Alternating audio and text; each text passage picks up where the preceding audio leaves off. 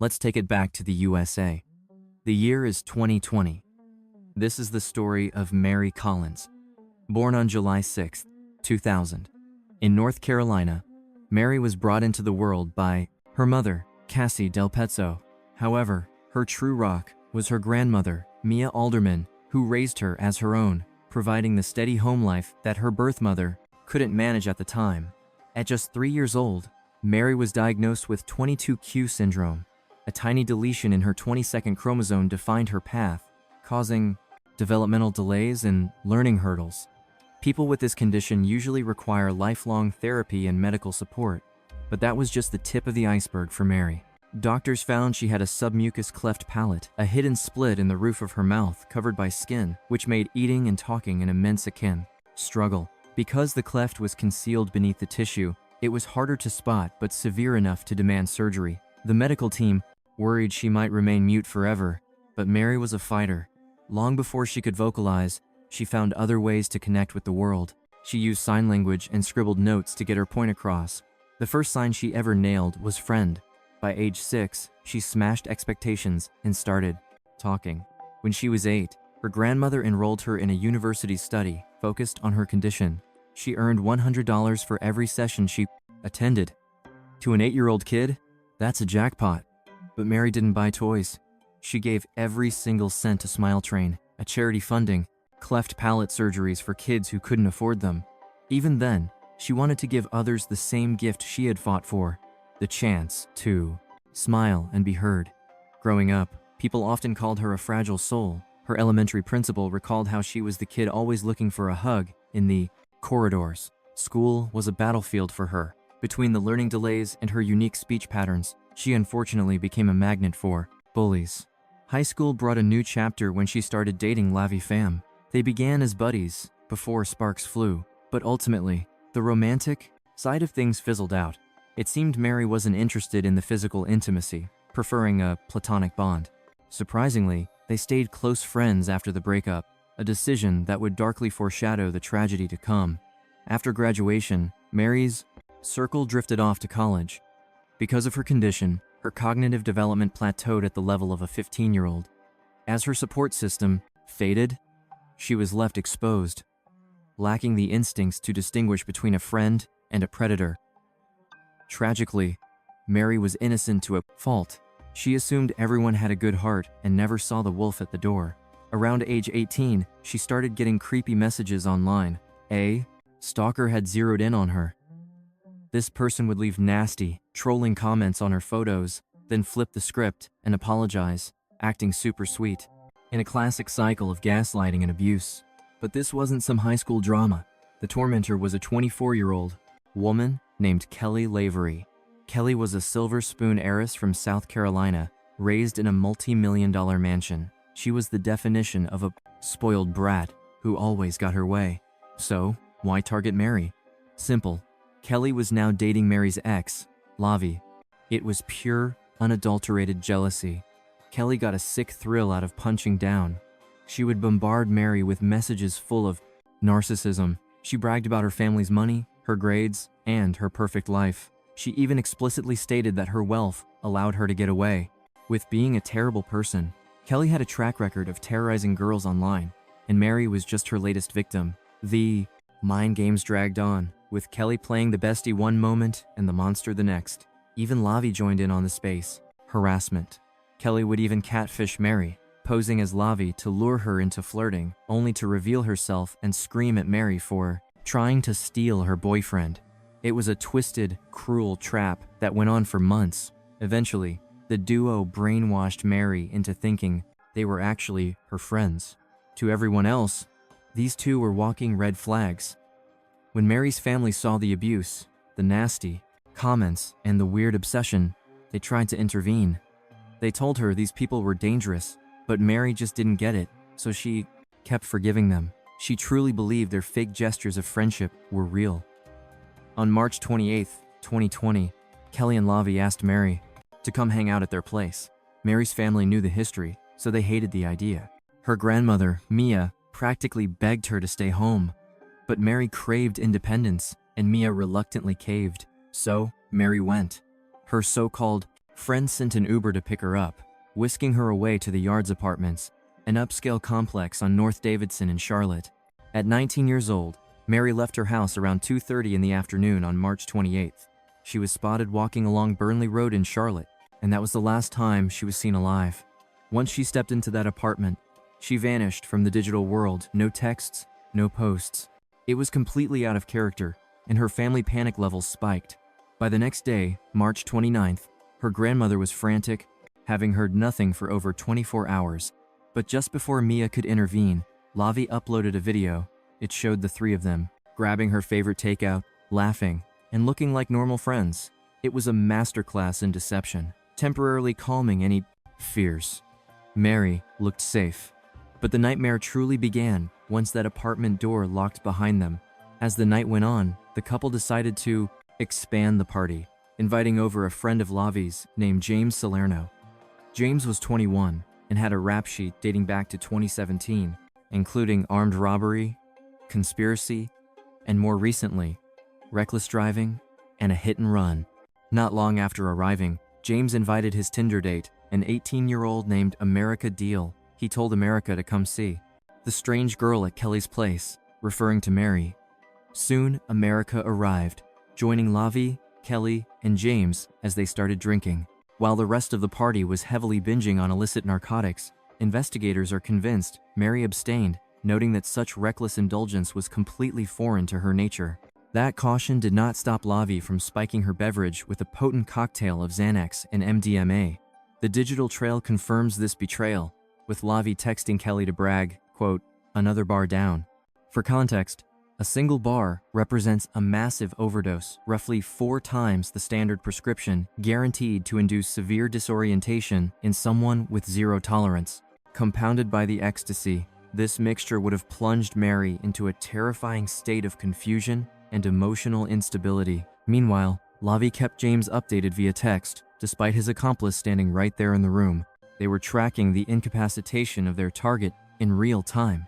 When a man secretly administers such powerful sedatives to a woman, the predatory motive is distinct and chillingly familiar to law enforcement. It is a tactic frequently employed to facilitate sexual violence. As Mary began drifting into a semi-conscious haze, the trap was sprung, and they propositioned her for a group encounter. Detectives believe this sexual scenario had been the endgame from the start. Yet, even in her compromised state, Mary rejected Lavi's advances, maintaining the same boundaries she had held since their school days. Legal records indicate she was equally uninterested in intimacy with Kelly.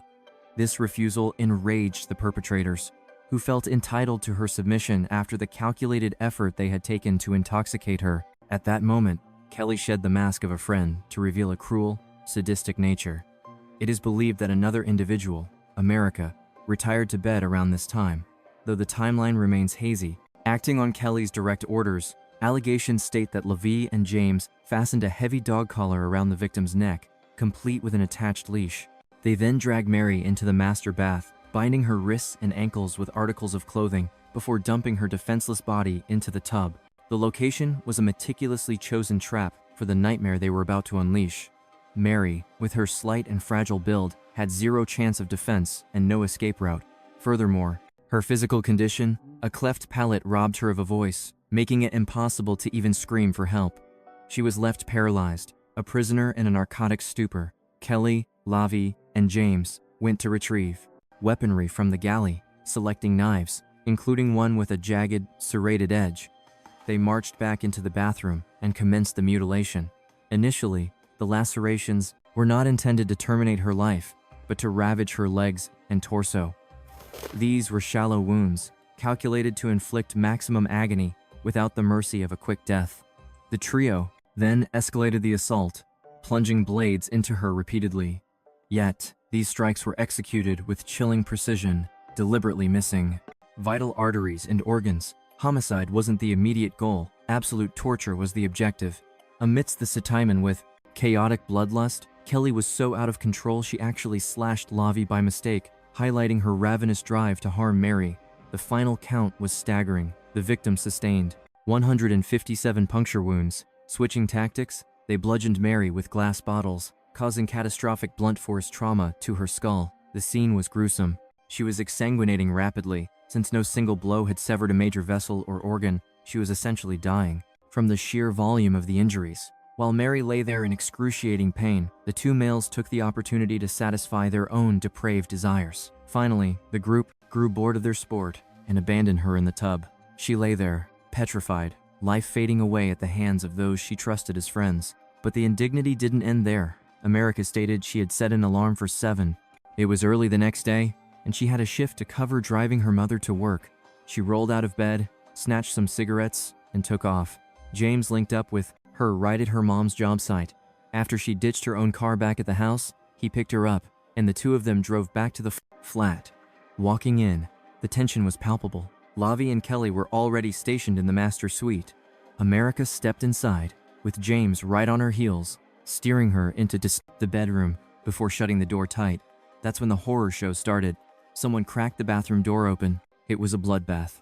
Literal carnage covering the walls and floor.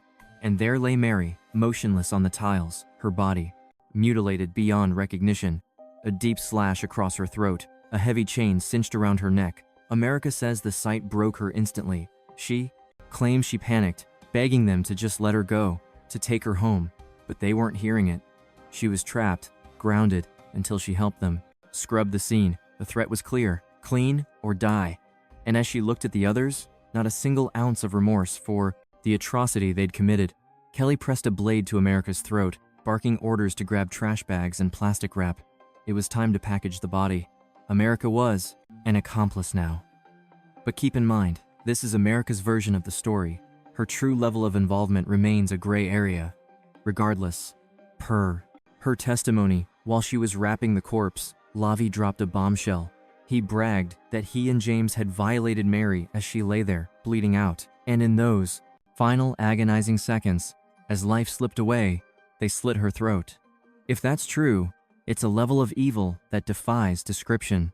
Next, the crew carved a massive opening into the bottom of the master bed's box spring. They stuffed Mary's remains inside, jamming clothes and cleaning supplies in with her. They duct taped the mattress shut, praying it would hold up against a search so they could dump the body later. While this nightmare played out, Mary's grandmother, Mia, was frantically trying to reach her. Calls went straight to voicemail. By March 30th, 2020, the phone was dead. Mia's gut screamed that something was wrong, so she didn't wait around. She drove straight to Kelly and Lavi's apartment and hammered on the door. Silence. But Mia wasn't giving up. She kept pounding until finally, Kelly opened up. Mia knew in her bones her granddaughter was in there, but Kelly lied to her face, insisting Mary had taken off hours ago. Mia wasn't buying it. She started screaming Mary's name, her voice echoing through the complex. Desperate to keep the neighbors from calling the cops or causing a scene, Kelly caved and ushered her inside. Mia tore through the apartment, checking room after room until she hit a wall. The master bedroom. Access denied. That set off every alarm bell in Mia's head, even as Kelly stammered that Levi was inside. Mia wasn't leaving without checking that room, but with Kelly physically blocking the way, she was at a stalemate. She retreated and went straight to the authorities. Officers filed a missing persons report, but Mia knew this wasn't just a runaway case. She emphasized that Mary was vulnerable and likely in mortal peril. Her relatives screamed their concerns from the rooftops, yet law enforcement seemed to drag their feet. Finally, on March 31st, the patrolman who handled that initial 911 call, officers pounded on the apartment door, got absolute silence in return, and simply walked away. They wrote the whole thing off as an adult taking a spontaneous vacation, labeling it a low-priority case. Nothing to see here. They completely brushed off the family's panic. Police relied on a bad tip, claiming Mary Collins frequently vanished for days on end, which was a total lie. Investigators bought that false narrative and barely lifted a finger. The family, on the other hand, refused to quit. Looking, they marched down to the leasing office where Kelly lived, demanding answers. They were desperate for surveillance tapes, hoping to catch a glimpse of Mary. After the 28th, the relatives kept the heat on the detectives, but the response was lackluster at best. Finally, the cops caved and agreed to escort Mary's mom to the unit. Lavi opened the door. He immediately blocked the officer's path, shouting about needing a warrant. After a tense standoff, Lavi grudgingly let the mother inside. The place was a disaster zone. When Mary's mom stepped into the bedroom, she noticed the ensuite bathroom door was closed. Then, she spotted Kelly tucked under the covers, feigning sleep. It was all an act to avoid questions, throw the family off the scent, and stop anyone from checking the bed, because Mary was literally stuffed inside that mattress. The police didn't bother searching the apartment further that day. The family was irate. They felt it in their gut that something terrible had gone down, and they were convinced the answer lay inside that unit. Now, here is the part that will make your blood boil. Adding salt to the wound, as the officers were leaving the complex, they actually told the property manager not to bother checking the security cameras. Because of that fatal error, the footage from that month was deleted days later, destroying critical evidence for trial. On April 1st, 5 days after, Mary vanished. Her loved ones started plastering the area with flyers. They even organized a 24-hour stakeout of the apartment to make sure nobody slipped out unnoticed. But Lavi and Kelly realized they were being watched, so they had the audacity to call 911, claiming they felt threatened. The lead investigator actually told the desperate family to shut down their surveillance operation. On April 2nd, 2020, the family brought in bloodhounds and drones to scour the perimeter. Meanwhile, the police were sitting on their hands, making zero progress. The family came up empty, and hope was fading fast. But late that night, a massive break occurred when a witness approached the police. This guy was a buddy of James. He claimed James confessed that he'd been at a party where Mary was drugged, beaten to death, and eventually concealed beneath a mattress. Armed with this confession, the lead detective went back to the scene the next day, but once inside, he didn't even check the mattress himself. He asked Lavi and Kelly to lift it for him. Anyone with a brain would have torn that bed apart, but this detective dropped the ball. If he had just lifted it himself, the dead weight would have been obvious, but he didn't touch it, and so he walked out. On April 4th, that same whistleblower reached out again, insisting the cops missed her. He clarified that she wasn't times under times the bed, she was stuffed, times inside times it. By 3:45 that afternoon, investigators got their hands on a taped conversation from another source. This was the smoking gun. On the tape, James admitted Lavi was offering $4,000 to anyone who could dispose of something from the flat. But it got worse. The witness had met James in America at a local park. There, James couldn't keep his mouth shut. He described the horror show inside the apartment. He explained that he, Lavi, Kelly, America, and Mary were just hanging out before the vibe shifted to extreme violence. He said at one point, he walked into the bedroom to find Mary bound, while Lavi and Kelly were smashing a bottle over her head. The recording also contained graphic details about the torture Mary endured and how they tried to clean up the crime scene, specifically mentioning plastic bags and wrap. With that, a warrant was finally signed. When the raid team hit the apartment, nobody answered. Lavi was gone, and Kelly wasn't picking up. Lavi eventually showed up at the scene, and the police began tearing the place apart. Upon entry, they found Kelly passed out on the floor, likely from a cocktail of drugs or booze. In the guest room, officers were concerned enough to radio for paramedics, but when they stepped into the master bedroom, the atmosphere turned ice cold. They spotted the plastic bags and wrapping materials. The stories were matching up. Detectives zeroed in on the bed, which was piled high with random junk. After clearing the debris, they lifted the mattress. Immediately, things looked wrong. The mattress had been flipped over and sealed shut with silver duct tape along the edges. After slicing it open, they found flattened cardboard boxes stamped with tracking numbers and names, belonging to Kelly and Lavi. Beneath the cardboard lay Mary's body, entombed in saran wrap, tape, and trash bags. The killers had doused her in shower gel, dish soap to mask the scent of decomposition. As the CSI team worked, the evidence mounted. On the floor, they recovered a bloody knife, sitting next to Mary's ID and credit cards. In the bathroom, a serrated blade was pulled from the sink, and the bath mat was stained with blood. Even the shower curtain was splattered. Despite the cleanup attempt, Mary's DNA was on everything. Outside, Mary's family saw an ambulance arrive. They didn't know it was for Kelly. They prayed it meant Mary had been found alive, but their world shattered when they learned she had been murdered. Mary's remains were transported for autopsy. She had been stuffed into 2 trash bags taped together. Her entire body was mummified in layers of tape and plastic. A black t-shirt was knotted tight around her neck. The killer's DNA was all over that shirt. Once the medical examiner removed the wrappings, the sheer brutality of her torture was exposed.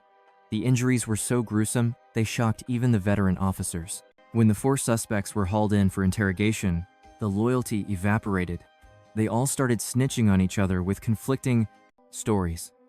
Kelly, Lavi, and James were slapped with kidnapping, murder, and concealing a death.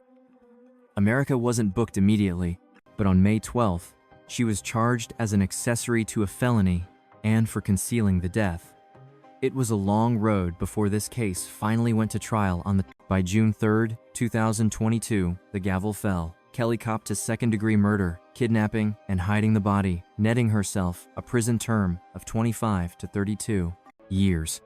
It was a plea bargain orchestrated by the state, and Mary's loved ones were furious. They had hoped the sheer brutality of the case would warrant a death sentence. Standing before the judge, Kelly offered a prayer for Mary's soul, insisting she was truly remorseful for the tragedy.